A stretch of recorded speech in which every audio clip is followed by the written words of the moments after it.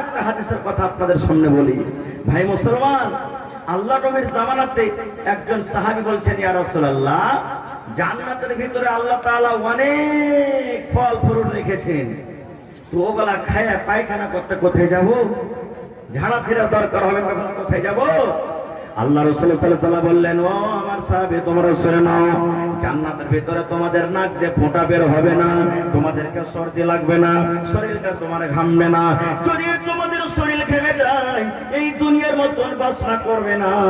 এই যে মুশকি আম্বার দেখো, কাস্তরের খুশবু দেখো, সেন্ট দেখো, এই মত তোমাদের ঘামগুলা জান্নাতের ভিতরে খুশবাই করবে। সুবহানাল্লাহ। তোমরা যদি ফল ফ্রুট খাবে, ওরে সুবহানাল্লাহ, আল্লাহ রাসূল বলেছেন তোমাদের একটা টাকা আসবে, একটা তোমাদের ভিতর থেকে গ্যাস আসবে, টাকা আসবে, ওই সাথে সাথে তোমাদের সব হজম হয়ে যাবে, জান্নাতের ভিতরে পায়খানার দরকার হবে না। যদি কোনো ভাই বিড়ি খেয়েছে, যদি কোনো ভাই পেজ খেয়েছে, আবার পাঞ্জাবে যদি বসে টাকার যদি এরকম ভাবে টাকার ছাড়ে, চেন লাগবে না? লাগবে না? যেমনই তার মধ্যে হাওয়া উঠবে, ও বুঝবে শালা পেজ খেয়ে যাবে, হট এখান থেকে। ভাই এমন জিনিস খেয়েছে আমরা বুঝে ফেলবো, তার বাসাতে তার পাঞ্জরে যাওয়া যাবে না। আরে তো জান্নাত, তো জান্নাত, দুনিয়ার কথা বলছে, একটা দুনিয়ার পাসিনা, দুনিয়ার ঘাম। নবীজির ঘাম কেমন ছিল? সুবহানাল্লাহ। একটা সহিহ হাদিস, গরমের টাইম আল্লাহর নবী চামড়ার বিছানার উপরে শুয়ে আছে। কিসের বিছানা? চামড়ার বিছানার উপরে নবীজি শুয়ে আছেন। দুপুরের সময় 12-1-2টার সময় নবীজি ঘুমিয়ে গেছেন, আর ঘাম চুয়ে চুয়ে চুয়ে সমস্ত ঘামগুলা চামড়াতে লেগে গেছে, শুষে না, কাপড়ের মতন শুষে না, চামড়াতে জমা জমা হয়ে আছে। আর নবীজির ফুফু সুবহানাল্লাহ একটা বোতল, একটা শিশে নিয়েছে, ওই ঘামগুলা বোতলে বন্ধ করতে শুরু করেছে। নবীজি কিন্তু জানেন না।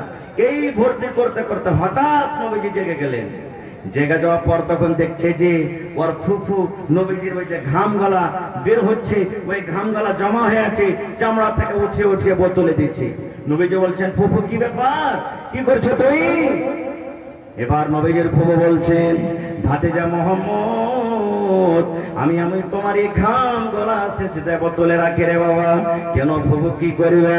বলছে, ব্যাপারে আল্লাহ রাব্বুল আমিন দুনিয়াতে যত খুশবু দান করেছেন রে বেটা, তোমার ঘামের থেকে বেশি খুশবাই করে না।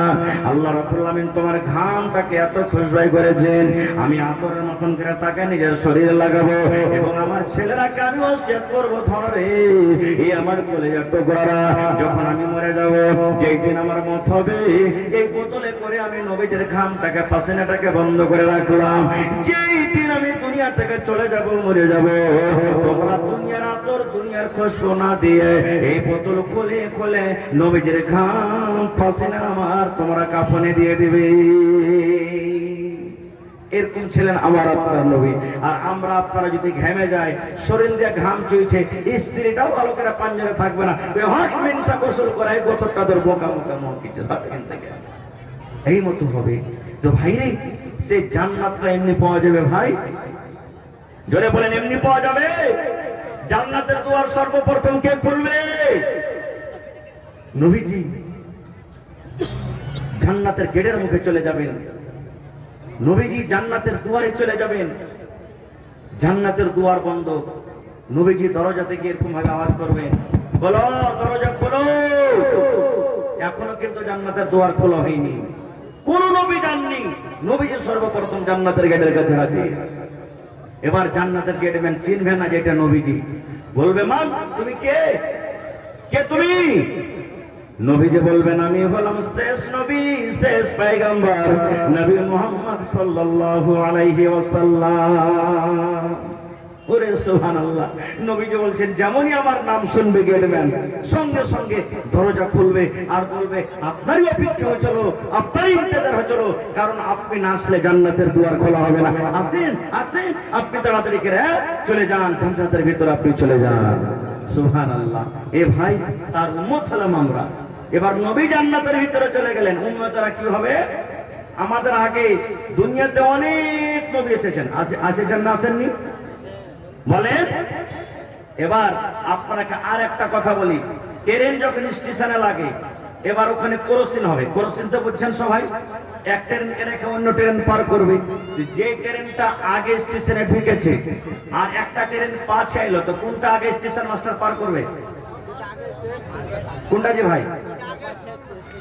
জি জি না, পিচ কাটতে যাবে আগে। দেখবে একা খান্ডা চলে গেল, দুনিয়ার নিয়ম নীতি আলাদা কথা, মানে বুঝার জন্য। একটা ট্রেন লেগে আছে আর 10 মিনিট পর একটা ট্রেন আসবে। এবার যে ট্রেনটা পিছনে লাগলো ওইটা কি স্টেশন মাস্টার আগে ছাড়বে? ওইটা কি লেন দিবে আগে? এই মতো আমার নবী সব থেকে পিছনে এসেছেন বন্ধু। আমরা নবীর উম্মত পিছনে এসেছি। আল্লাহ রাসূল বলেছেন, উম্মত রে, কিয়ামতের দিন যতক্ষণ পর্যন্ত আমার উম্মতের হিসাব কিতাব হওয়ার পর জান্নাত জাহান্নাম যতক্ষণ না হয়ে যাবে, ততক্ষণ পর্যন্ত কিয়ামতের দিন অন্য অন্য নবীদের উম্মত জান্নাত জাহান্নাম হবে না।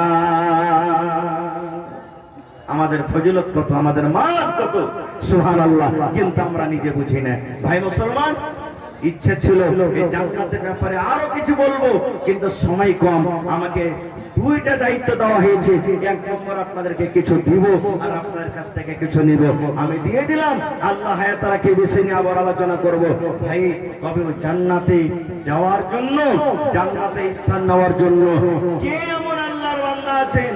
আমল তো জীবনে অনেক আছে, নামাজ রোজা হজ যাকাত অনেক আছে, কিন্তু আজকে জান্নাতের ভিতরে জায়গা নিব। দেখি কোন আল্লাহর বান্দা আছেন।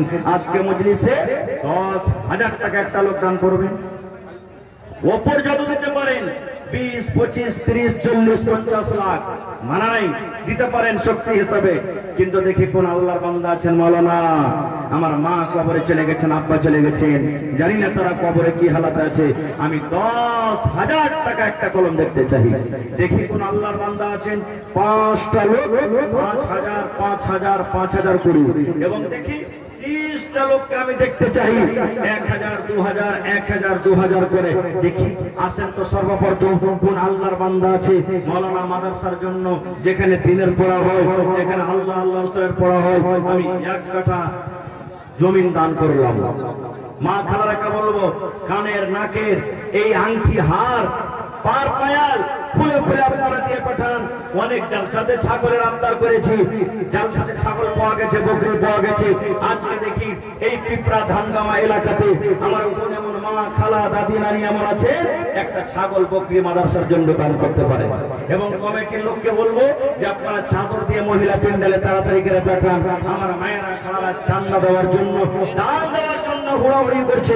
দেখি আজকে আমার কোন আল্লাহর ওয়ালা ভাই আছেন, দিনদার নেককার ভাই আছেন, যে আজকে এই মাদ্রাসার জন্য, জান্নাত পাওয়ার জন্য 10,000 টাকা একটা লোক, 5,000 টাকা একটা লোক, 1,000, 2,000 করে 30টা লোক। দেখি একটু আসেন তো ভাই, চটচট করে।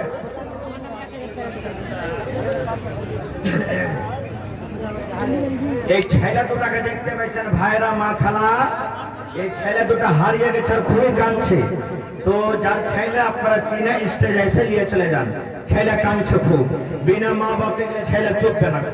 এই দেখেন মাশাআল্লাহ, 1, 2, 3, 4, 5, 6, 7, 8, 9, 10, 11, 12, 13, 14, 15, 16, 17, 18, 19, 20।